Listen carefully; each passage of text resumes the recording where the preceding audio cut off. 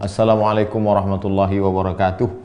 Alhamdulillahirabbil alamin wa bihi nasta'in wa ala umurid dunya waddin wassalatu wassalamu ala al-qa'iril ghurril muhajjalin sayyidina wa maulana Muhammadin wa ala alihi wa sahbihi wa man tabi'ahu ila yaumiddin. Rabbi shrah li sadri wa yassir li amri wahlul 'uqdatam min lisani yafqahu qawli. Jamaah yang mengikuti kajian stasiun-stasiun menuju Allah Subhanahu wa taala dimanapun berada. Alhamdulillah kita sudah masuk pada awal bulan Sya'ban. Sya'ban zaka syahrun yaghfulu anhu katsirun minan nas. Itulah bulan yang banyak dilupakan, dilalaikan orang. Karena dia diapit antara dua bulan mulia. Bulan Rajab, salah satu dari bulan haram, minha arba'atun hurum, ada 4 bulan mulia, Zulqa'dah, Zulhijjah, Muharram, kemudian Rajab. Kemudian ada 1 bulan lagi, fihi lailatun khairum min alfi syahrin, 1 malam lebih mulia daripada 1000 bulan, yaitu bulan Ramadan. Lalu di antara 2 bulan yang mulia, bulan Rajab dan bulan Ramadan ini, ada 1 bulan yang banyak dilalaikan orang, itu adalah bulan Sya'ban. Beribadah pada waktu yang banyak dilalaikan orang itu pahalanya luar biasa. Contoh tengah malam, banyak orang lalai, sibuk mereka tidur, tiba-tiba ada 1 hamba yang tegak di waktu malam, maka diberikan Allah kelebihan. Wa minal laili, dan dari sebahagian malam, fatahajjad, maka lawan kantukmu, lawan tidurmu, tegak berdiri, bertahajudlah. Nafilatan lak, sebagai amal tambahan, asa ayyab'atsaka rabbuka maqaman mahmuda, mudah-mudahan Allah menempatkan engkau di tempat yang terpuji. Begitu juga dengan bulan ini, ada 1 bulan yang banyak dilalaikan, disibuk, orang sibuk dengan ibadah di bulan Rajab dan di bulan Ramadan, lalu dia lalai di bulan ini, maka keutamaannya luar biasa, bulan Sya'ban. Apa amal yang paling baik dilakukan bulan Sya'ban ini? Karena Rasulullah sallallahu alaihi wasallam yasumu Sya'ban kullahu. Nabi pernah berpuasa di bulan Sya'ban itu full 1 bulan. Tapi menurut para ulama yang mensyarah menjelaskan hadis ini, di antaranya Imam An-Nawawi, makna yasumu Sya'ban kullahu, seluruh bulan Sya'ban itu artinya mu'zamahu, sebagian besar Sya'ban. Jadi kalau diurutkan bulan yang paling full Nabi puasa, tentu saja bulan Ramadan. Setelah bulan Ramadan, bulan Sya'ban. Lalu kemudian makna yang kedua, makna yasumu Sya'ban kullahu, artinya memang Nabi pernah puasa di bulan Sya'ban full 1 bulan. Sampai-sampai istri beliau, ibu kita Aisyah radhiyallahu anha, aku sangka beliau tidak puasa, ternyata puasa. Aku sangka beliau tidak puasa, ternyata puasa. Oleh sebab itu bulan Sya'ban ini amat sangat baik, apalagi kita sekarang kebanyakan sudah mulai melockdownkan diri masing-masing. Beberapa kota sudah, kita tidak keluar, di rumah baca Quran, berzikir, ngulang lagi yang sudah didengar mungkin kurang masuk, besok diulang lagi.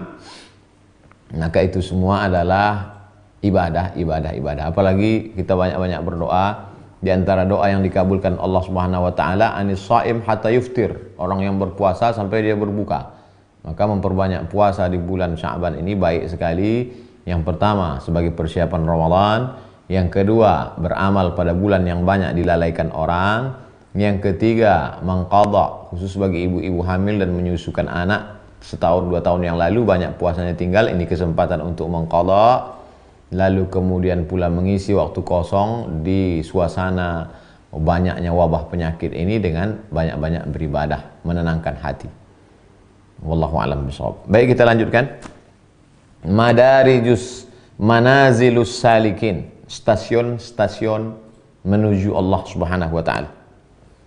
Jadi kalau dibuatkan gambarannya, stasiun yang pertama kita sudah lewati, taubat, 3 kali pertemuan. Dan sekarang masuk pada stasiun yang kedua, disebut dengan mujahadah. Diambil dari 3 huruf, jim, ha, dal. Dari kata jim, ha, dal inilah jihad. Dari kata jim, ha, dal ini pula lah ijtihad. Ini ijtihad ulama ini. Apa makna ijtihad ulama? Ulama mengerahkan segenap kemampuan bahasa Arabnya, nahwu sorobnya, balaghahnya, mantiknya, bayannya, ma'aninya, qiraatnya, asbabun nuzulnya, ulumul Qur'annya, ulumul hadisnya, usul fikihnya, dikerahkannya segenap kemampuannya, akalnya, hatinya, fikirannya, keluarlah hukum halal, haram, makruh, mubah, sunat, sunat, muakkad. Ijtihad. Orang yang berijtihad itu disebut dengan mujtahid. Jihad, orang jihad juga mengerahkan segenap kemampuannya bi amwalikum, hartanya, beli kuda, beli tombak, beli panah, beli baju besi, wa anfusikum, nyawanya dia serahkan. Disebut dengan jihad. Nah, apa yang dimaksud dengan mujahadah? Stasiun kedua mendekatkan diri kepada Allah Subhanahu wa taala bernama stasiun mujahadah. Surat Al-Ankabut 69. A'udzubillahi minasyaitonirrajim. Bismillahirrahmanirrahim.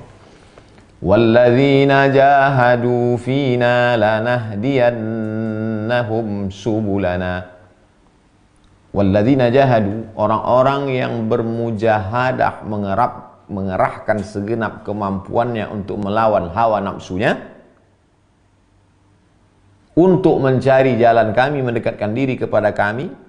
Setelah dilewatinya taubat, sekarang dia masuk kepada pintu mujahadah. Apa janji Allah? Lanahdiyannahum subulana. Lam di pangkal, nun di ujung, taukid menunjukkan makna pasti.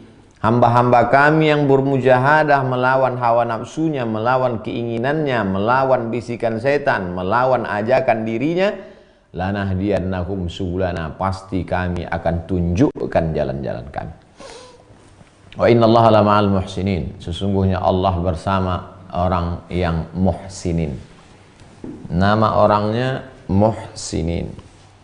Muhsin satu orang, banyak muhsinin. Sifatnya ihsan. Apa itu ihsan? An ta'budallaha ka'annaka tarah. An ta'budallaha ka'annaka tarah. Engkau sembah Allah seakan-akan kau melihat Allah, tapi Allah tak bisa dilihat. La tudrikul absaru wa huwa yudrikul absara.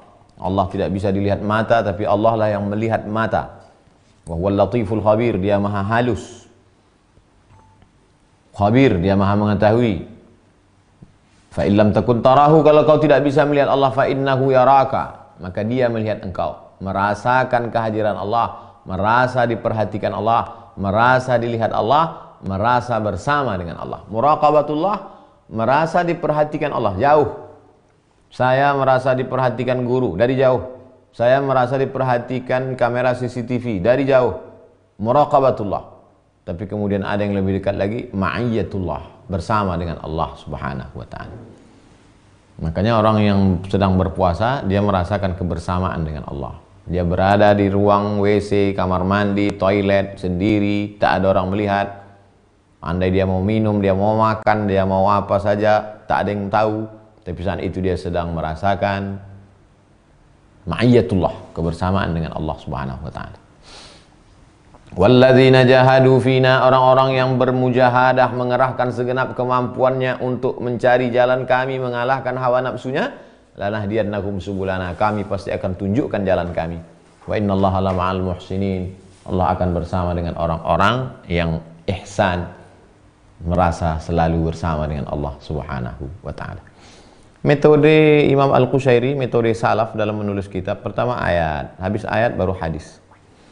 Akhbarana Abul Husain Ali bin Ahmad Al-Ahwazi, guruku, kata Imam Al-Qushairi, guruku Abul Husain Ali bin Ahmad Al-Ahwazi meriwayatkan kepadaku dari gurunya bernama Ahmad bin Ubaid As-Saffar, dari gurunya bernama Abbas ibn Fadl Al-Isqati, dari gurunya bernama Ibnu Kasib, dari gurunya bernama Ibnu Uyainah, dari gurunya bernama Ali ibn Zaid, dari gurunya Abu Nadrah, dari gurunya sahabat Nabi Sayyidina Abu Sa'id Al-Khudri radhiyallahu anhu. Apa kata Abu Sa'id Al-Khudri? Su'ila Rasulullah SAW an afdalil jihad. Nabi Muhammad SAW pernah ditanya tentang jihad apa yang paling afdal. Apakah jihad yang paling afdal ketika orang mati kepalanya putus dipancung musuh? Apakah jihad yang paling bagus ketika orang jantungnya dirobek, dibelah dadanya, dipotong telinganya, digunting hidungnya? Apakah jihad yang paling bagus orang mati, kudanya habis, hartanya dibawa, emasnya untuk jihad fisabilillah? Ayu afdal jihad, ayul jihad afdal, jihad apa yang paling afdal? Nabi SAW bersabda, kalimatu adlin inda sultanin jair, berani berkata, mengatakan keadilan di hadapan penguasa yang zalim dan jahat. Fadami'at aina Abi Sa'idin al-Khudri, mendengar ucapan itu menggenang air mata Abu Sa'id al-Khudri radhiyallahu anhu. Apa korelasi antara ayat mujahadah melawan hawa nafsu dengan keberanian seorang hamba mengatakan kebenaran di depan penguasa yang zalim? Hampir tak terlihat ada korelasi hubungan. Kita kan cerita tentang melawan hawa nafsu. Mestinya kalau ceritanya tentang hawa nafsu, Nabi cerita tentang puasa. Karena melawan hawa nafsu makan. Mestinya melawan hawa nafsu, Nabi cerita tentang orang yang sanggup berjihad. Karena saat itu dia sedang bertarung nyawa, jadi taruhannya. Tapi kenapa justru Nabi berkata, seorang yang mampu mengeluarkan kata-kata adil dari lisannya berhadapan dengan penguasa yang zalim. Siapa yang bisa melakukan itu? Musa alaihissalam berhadapan dengan Fir'aun. Siapa yang berani melakukan itu? Ibrahim alaihissalam berhadapan dengan Namrus. Siapa yang sanggup melakukan itu? Sayyidina wa Maulana Muhammad SAW berhadapan dengan Abu Sufyan sebelum masuk Islam, Abu Lahab, Abu Jahal, pemimpin-pemimpin kota Makkah. Karena banyak orang yang mampu menahan makan, banyak orang yang mampu menahan tidur, banyak orang yang mampu menahan hawa nafsu, tapi tak banyak orang yang mampu berkata adil di depan penguasa yang zalim. Kenapa? Karena kalau sudah bermusuhan dengan penguasa, hidup menjadi susah. Sanggup tak melawan hawa nafsu ini? Jadi ternyata ada yang lebih hebat daripada nafsu makan, nafsu minum, nafsu seks, nafsu biologis. Apa itu? Nafsu mendekatkan diri kepada kekuasaan. Nafsu, ya sekarang orang menyebutnya dengan syahwat politik. Ada syahwat yang lebih hebat daripada syahwat makan. Ada syahwat yang lebih hebat daripada syahwat seks. Ada syahwat yang lebih hebat daripada syahwat harta benda. Apa dia? Kekuasaan. Jadi kalau ada orang yang mampu berkata, dengan berkata itu maka hilanglah kepentingan. Dengan berkata itu takutnya hanya kepada Allah. Dan yang berani itu diantaranya Imam Muhammad bin Ismail bin Ibrahim bin Al-Mughirah bin Bardisbah Al-Bukhari. Imam Bukhari bermusuhan dengan penguasa Bukhara. Akhirnya pengajiannya ditutup, diblok, tak boleh. Akhirnya Imam Bukhari meninggal dunia. Kalimatu adlin inda sultanin jair. Sami'tul Ustaz Abu Ali Ad-Daqqaq rahimahullah yaqul, aku mendengar, kata Imam Al-Qushairi, aku mendengar Al-Ustaz Abu Ali Ad-Daqqaq berkata, man zuyyina zahiruhu bil mujahadah hassanallahu sarairahu bil musyahadah. Siapa yang menghiasi zahirnya dengan mujahadah, maka Allah akan memperbaiki batinnya dengan musyahadah. Mana yang zahir itu? Mata. Jaga mata dengan mujahadah, tundukkan ghaddul basar. Telinga, jaga telinga, hanya mendengar yang baik-baik saja. Tangan, gunakan untuk memegang, mengayunkan tangan. Kaki, melangkahkan kaki ke tempat yang baik-baik saja. Siapa yang mampu menjaga dari kepala, mata, telinga, hidung, lidah, kaki, tangan bil mujahadah, hassanallahu sarairahu bil musyahadah, maka Allah akan berikan dia musyahadah.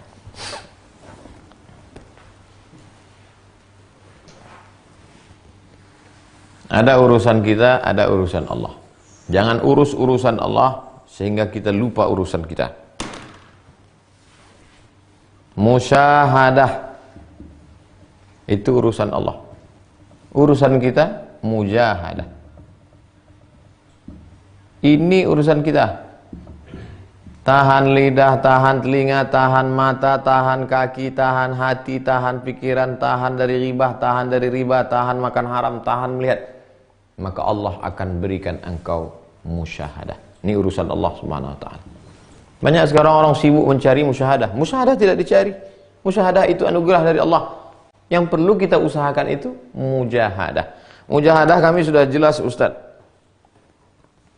Mujahadah itu sudah jelas bahwa kita mengerahkan segenap kemampuan. Musyahadah diambil dari kata syahada yusyahidu, ana usyahidu, saya melihat.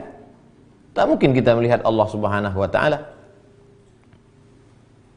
Ada tak perasaan penasaran pada diri nabi-nabi itu ingin melihat Allah Subhanahu wa taala? Ada. Nabi Musa alaihissalam, aku ingin melihat engkau ya Allah. Kata Allah Subhanahu wa taala, fanzur ilal jabal, lihatlah bukit Tursina. Fa in istaqarra makanahu fasawfa tarani. Nanti kalau kau lihat ke sana, kau akan melihat aku, kata Allah. Falamma tajalla rabbuhu lil jabali ja'alahu dakka wa kharra Musa sa'iqa. Ketika Nabi Musa melihat ke bukit Tursina, kharra Musa sa'iqa, pingsan dia. Setelah pingsan dia terjaga. Apa kata Allah SWT? Masih ingin lagi engkau melihat aku? Kata Nabi Musa, qala tubtu, taubat aku ya Allah. Abdullah bin Abbas ditanya oleh sahabat, Abdullah bin Abbas, iya, kau kan orang paling mengerti tentang Quran. Iya, apa yang dilihat Nabi Musa di atas jabal bukit Tursina yang membuat dia pingsan itu? Apakah dia melihat Allah? Tidak. Dia tidak melihat Allah. Lalu yang dilihatnya apa? Tajalla, Allah menunjukkan sebagian dari cahayanya ke atas bukit Tursina. Bukan Allahnya, hanya percikan cahayanya. Sebesar apa Ibnu Abbas? Fa'asyara, Ibnu Abbas menunjukkan ujung kelingkingnya. Sebesar ini, kata Ibnu Abbas. Jadi yang dilihat oleh Nabi Musa itu, Musa yang kekuatannya 30 orang menggeser batu di atas sumur tua, ketika ngantri anak Syuaib 2 orang, tiba-tiba datang Nabi Musa mendorong, satu kabilah 30 orang tak sanggup mendorong, sanggup didorong oleh Musa alaihissalam. Ternyata yang dilihatnya itu hanya cahaya sebesar ujung kelingking. Pingsan Nabi Musa AS. Bukan melihat Allah SWT. Jadi musyahadah itu apa yang dilihat orang itu? Orang yang mengalami musyahadah itu apa? Banyak orang ketika melihat sesuatu yang menakjubkan, maka lidahnya kelu untuk mengungkapkan suatu ungkapan. Sehingga dia dikatakan orang sesat. Makanya ketika Abu Yazid Bistami berkata, Subhani, Subhani, ma'a'azamu sya'ni. Maha suci aku, akulah yang paling agung. Karena orang kalau sedang jatuh cinta, maka kata-kata yang keluar dari lidahnya macam-macam. Dia sedang kasmaran, dia sedang mabuk. Maka yang paling bisa menjaga keseimbangan hati dengan lidahnya adalah Al-Ghazali. Makanya ketika Al-Ghazali ditanya, apa yang kau lihat wahai Ghazali? Kata Imam Al-Ghazali, nurun yaqdhifullahu fi qalbi abdi. Cahaya yang ditembakkan, yang dipancarkan ke dalam hati seorang hamba. Kita tidak usahlah terlalu berpikir.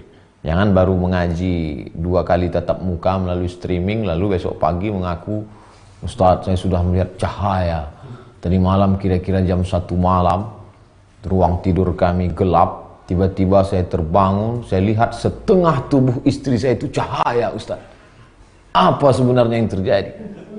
Yakinlah bahwa istrimu sedang ngecek HP-mu. Jadi tidak usah ngawur, tidak usah. Kita kalau ngaji mengalami hal-hal yang spiritual, itu bukan untuk diceritakan di warung kopi, bukan untuk update status. Kalau dia menenangkan hati kita, datang rasa takut kita kepada Allah, berbahagialah, berarti Allah masih sayang.